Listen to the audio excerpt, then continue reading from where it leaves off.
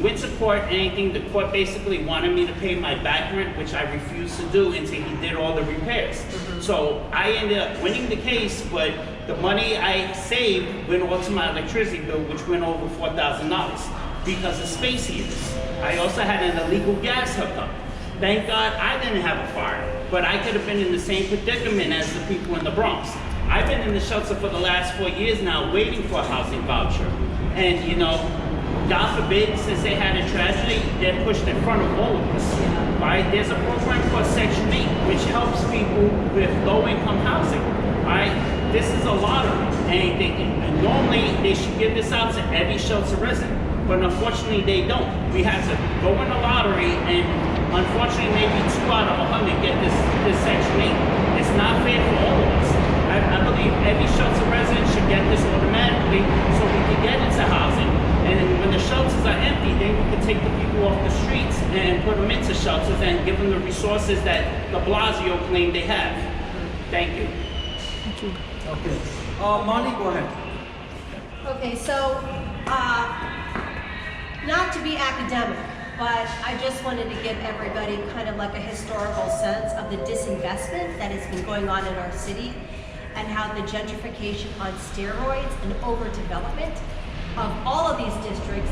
We're in District 3, which is Chelsea, Hell's Kitchen, where a lot of the hotels were.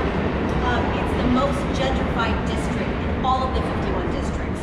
So what I'm here to kind of explain is how gentrification and overdevelopment are the drivers of the affordable housing crisis and our homelessness crisis. So, you know, one of the big problems is that there's no supportive housing for the mentally ill. You know, and a good portion of it needs to be in the city. Now, Eric Adams is talking about supportive housing in the outer boroughs, but actually, there's a substantial portion that needs to be in our city, where the supportive services are actually in the building on the first floor, and also where people who are in need, if they live in these supportive housing facilities, they also need to be near the rest of the city services. So I believe that supportive housing needs to be not just in the outer boroughs, but also in the city. And that would actually get people off the street. Also, there are no deeply, deeply affordable single room occupancies. And I don't know, like I've been here for 30 years, right? I remember SROs everywhere where teachers and students and people who are low income could actually live there and stay there for a while until they transferred out to maybe like, you know, they had a better job and they had actually better housing. So since 2000, nearly 150,000 to 200,000 SROs were converted over to luxury housing. So that's a huge problem because that contributes to our housing and homelessness crisis. You know, also, incarcerated people often have mental disabilities. They need to automatically be set up with housing before they get discharged. So that's already like taken care of. And also they need quality care and also follow-up to make sure that they're integrated back in society. You know, often people who are discharged, they do not have any planning, they do not have any services, and that needs to change. You know, also there are other things like organized communities. They're called clubhouses. Where people in need can kind of congregate together under the watchful eye of social workers.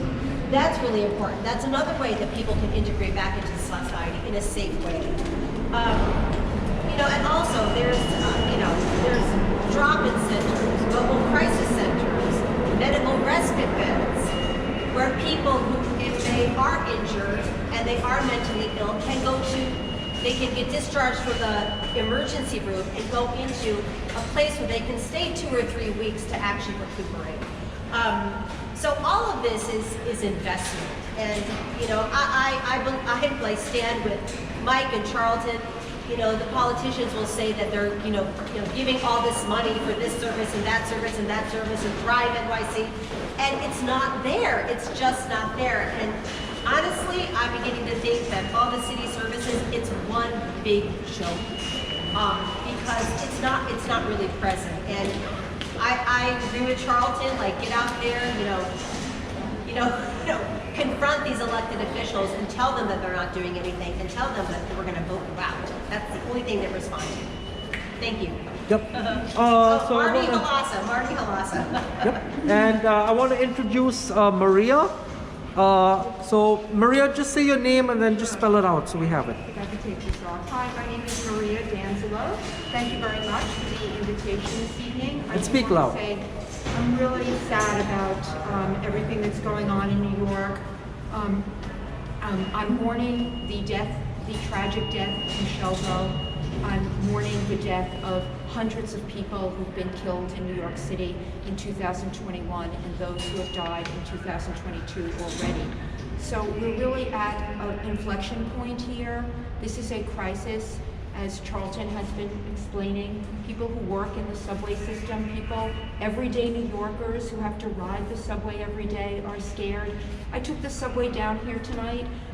Something happened. Every single time I take the subway, it seems some kind of an issue occurs. In this case, it was somebody running through the car in a very aggressive way, shouting.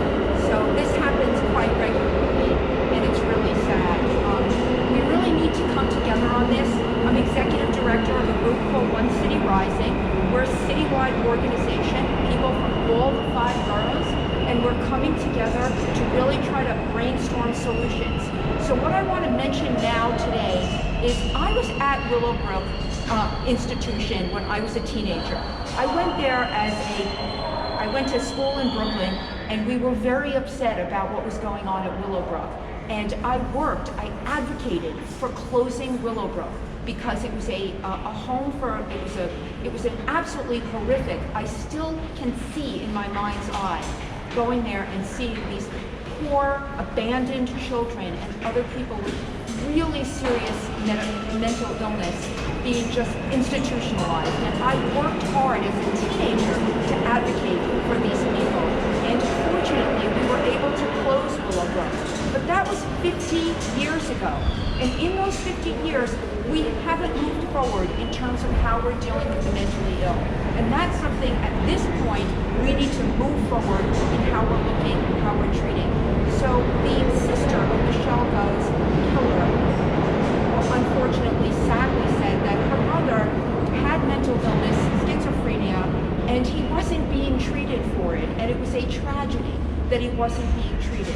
And we are not looking at that and saying in 2022, let's look at the science, let's look at what's available out there in terms of treatment options, and let's start treating people with mental illness with the humanity that they so greatly deserve.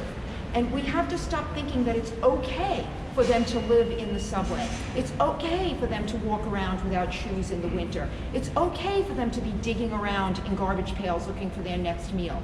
That's not treating people like human beings. And the people in our government now who think that this is somehow a civil rights issue, that not giving people medical interventions and help when they have mental illness is somehow protecting their civil rights, I say that's nonsense. I say that anyone who doesn't believe that the mentally ill, the violent, dangerous people should not be on our streets. Anybody who thinks they should be on our streets roaming around, they should be on our subways roaming around, any elected official who's in favor of allowing the mentally ill, dangerous and violent people to roam around our city is really not taking care of those people, is doing the exact opposite of that. So I really commend your work. I do think it's time we start moving forward with these issues. I also want to say, in terms of our NYPD, I've spoken with a number of police officers in the last couple of months, and they are afraid to intervene. They really are concerned about personal liability, they're concerned about lawsuits, and I'm a lawyer, and I want to say that a lot of what goes on in this city is a gravy train for personal injury lawyers who are chasing lawsuits. They're chasing lawsuits, they're chasing suing the city. It's like a field day for personal injury lawyers. And I'm saying, let's just stop this and let's start using some common sense. And what is it that the police need to do their job fairly, carefully, respecting the rights of people? We do not want our NYPD trampling on the rights of anyone or putting anyone's safety in jeopardy, but we need to give them the tools to do their jobs and to keep everybody else safe. And I don't think we're going to do that by exposing them to these lawsuits that happen if they get rid of, say, qualified immunity. I do not see that as a good thing moving forward. What I see that as is a gravy train for personal injury lawyers, and I don't think it's going to keep the rest of us safe. So those are my points. Thank you very much for the time. I'm really praying for all of us here in New York. I'm praying that we find a way together to find the solutions that we need to solve these very, very, very difficult problems. Thank you. Thank you so much, Maria. So, Yes. so as you can all see, guys, this is a very sad situation that's going on in our subways. I will be at the MT board meeting on Monday, and I will also be at the board meeting on Wednesday, and I will be testifying with the board members, telling them the situation down here. And I would make a suggestion to all MT board members: ride the subway system overnight. Any elected official who wants to ride the subway system with us is welcome. We will provide security for you, and we will ride the subway, and we will protect you. But you've got to come down here, and you've got to see what the train crews are going through. Garrett Goebel, who was working as a motorman, you know, he was killed by a shopping cart that caught fire on the subway. And the New York City Transit said they would ban shopping carts in the subway system. Every other night you see shopping carts in the system. And I've asked the police officers to be very mindful when they're looking at those shopping carts, because that could be an issue. So again, guys,